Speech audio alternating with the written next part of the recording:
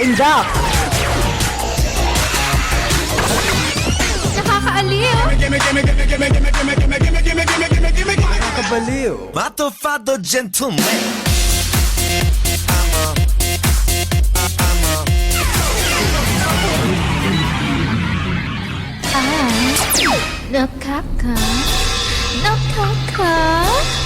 Nakaka, hi, hi.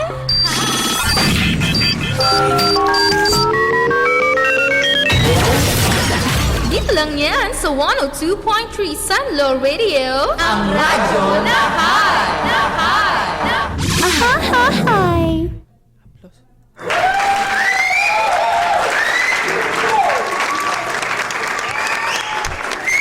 Ayan mga kahay, muli nagbabalik ang inyong tunay na tenor, DJ Kanor. At ngayon nga po sa mga sandaling ito, ayan, i-interviewin po natin ang isa sa mga pinaka-iniidolong basketballista sa ating panahon na unexpected ang kanyang pagre-retire, Mr. Joey Amboy Sartu.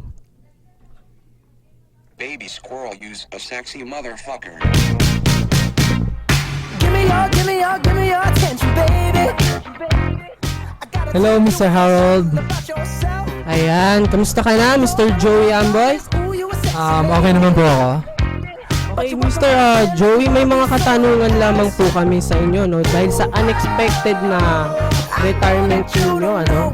Ano po masasabi ninyo sa unexpected na retirement ninyo na talagang biglaan na bumulat sa mga basketball fan? Hindi ko rin po ginusto ang nangyari, pero kinakailangan po dahil sa isang severe injury na natamo ko, which is ACL is tendon.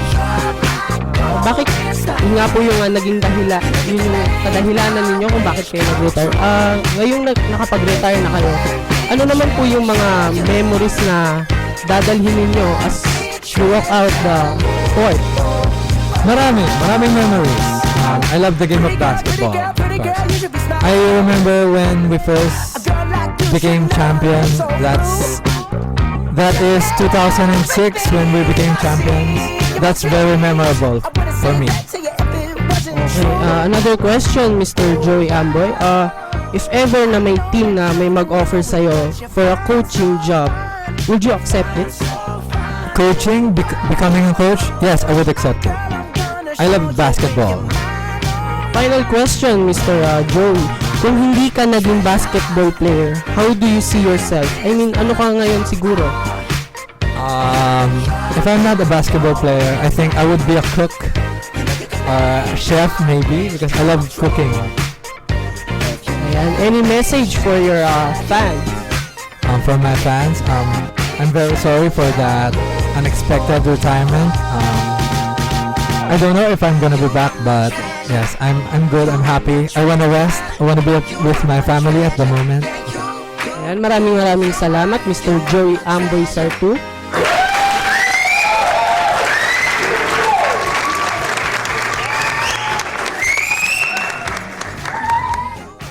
At maraming salamat, Mr. Joey Sartu. At magbabalik po tayo maya-maya makalipas ang ilang saglit. Dito lamang sa 103.3 Sunlow FM. Radyo ko yan.